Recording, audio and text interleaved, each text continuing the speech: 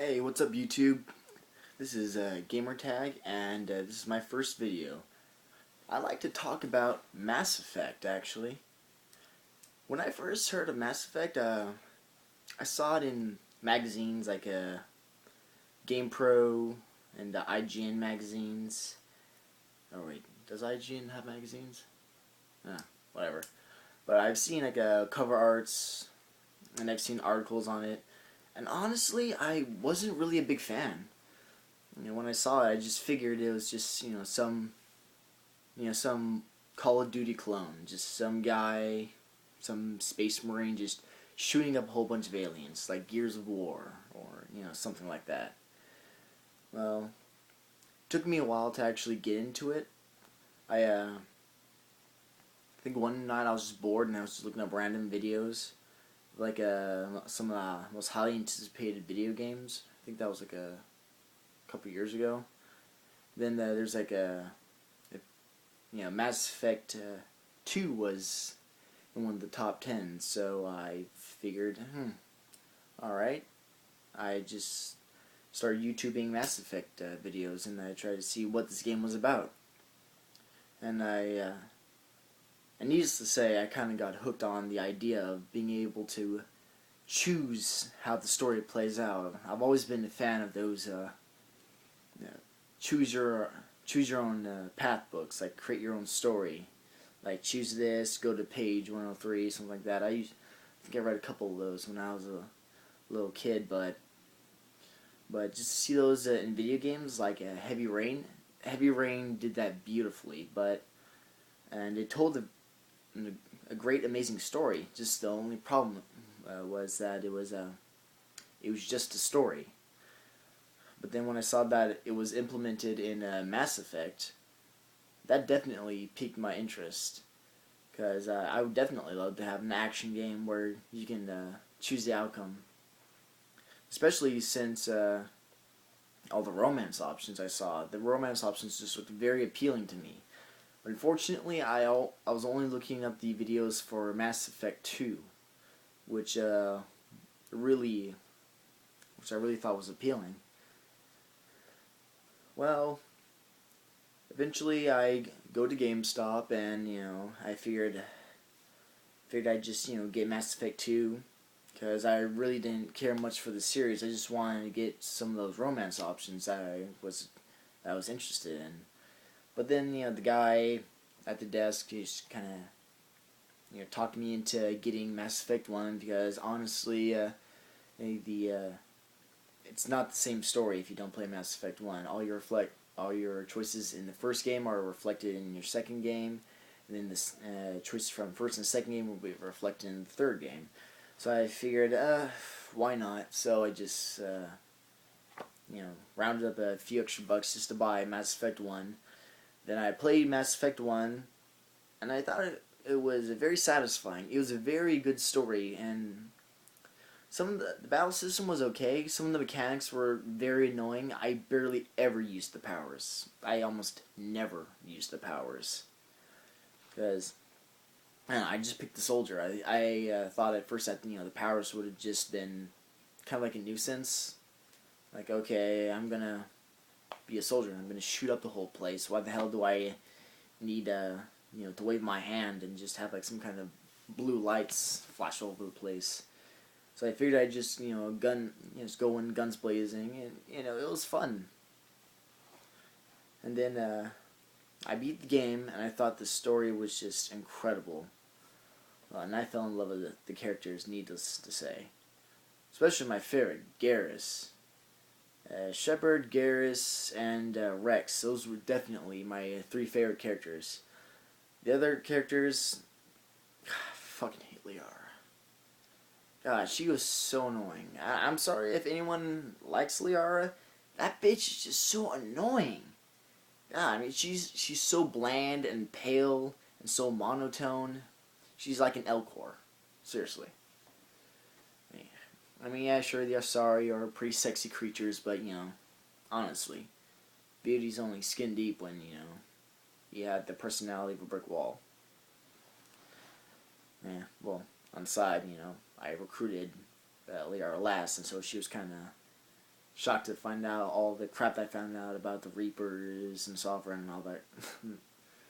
It was pretty funny to see her reaction. Well, Mass Effect 1 I thought was pretty fun and a pretty solid game. But then I went on to Mass Effect 2, which was what I really wanted to play. I popped in Mass Effect 2, and right away there were significant improvements. The graphics were definitely a lot better, more or less.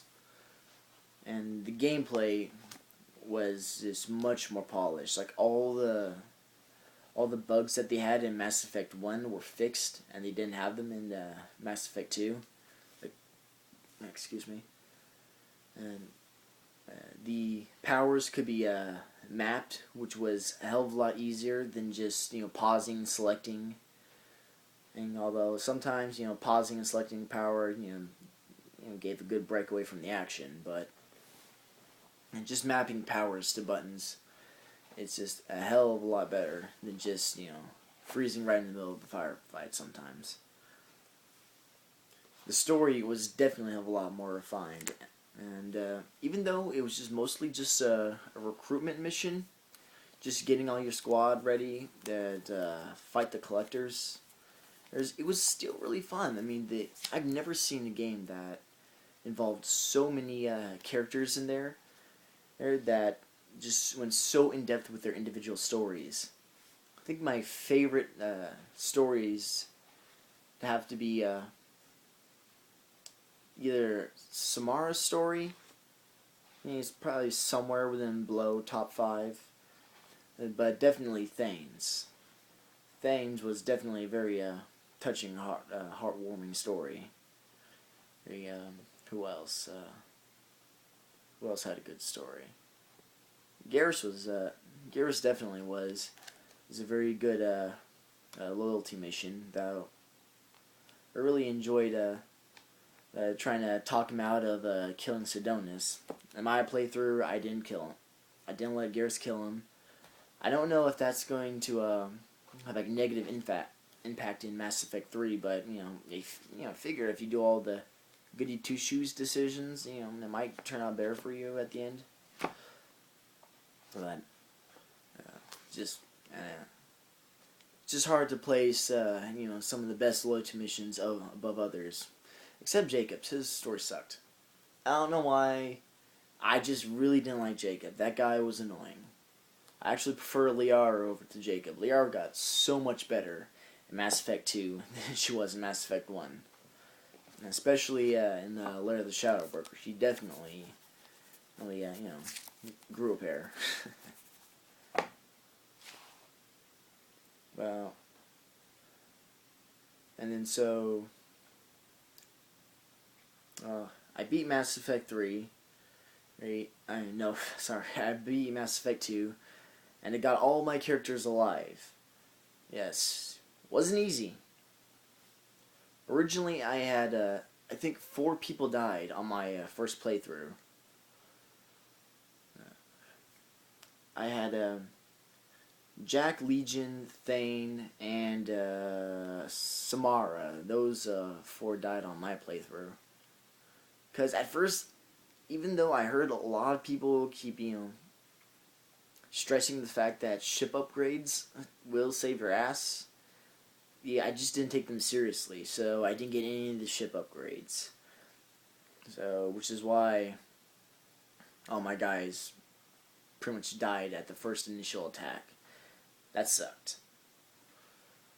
And then I picked Samara to lead back the survivors, and then Samara got killed. I don't know, she seemed pretty powerful. But I guess she was just the wrong choice. So, instead of doing the playthroughs again and again and again, I just had a save point from right before we started the mission, and the suicide mission. And then I looked up on some more YouTube videos just to see what was like the best playthrough. Maybe not really the best playthrough, but just what do you have to do just to get everybody alive. And I wasn't too far off. off. All I had to do was just get those ship upgrades, so that way everybody would survive the initial attack. So that, I didn't take that seriously. That was my bad.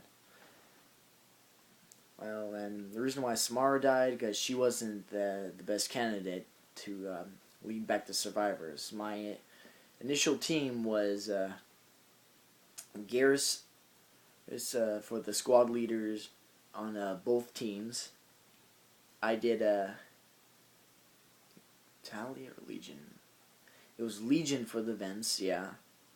Legion was in the vents. Samara was my I used Samara's biotics for the biotic field, and I had Thane and Garrus were my two teammates for fighting the final boss. So, and then Samara led the survivors back, and then she got killed. So I don't know why. I don't see why she could have been killed through that, but guess Mass Effect's picky. So my second playthrough, I pretty much got everybody right for the first mission. Yeah, I'm getting all tongue-tied. So I got my first roles, team leaders, vents, all that were all good. So I just looked up just some more cheats or some tips online, and I found that you should have a grunt lead the survivors back, because he's like the most muscle. And I'm thinking, yeah, that works. So I have a grunt lead them back on that second playthrough. Got all the ship upgrades, so no one else died. And at the very closer to the ending, like after I beat the final boss, and Shepard's like, hey, come in, what's your status? As, I see Morden, communicating with me, and he's just pretty much saying just, we're holding them off, we need you to get here as soon as possible. And then he ends up dying.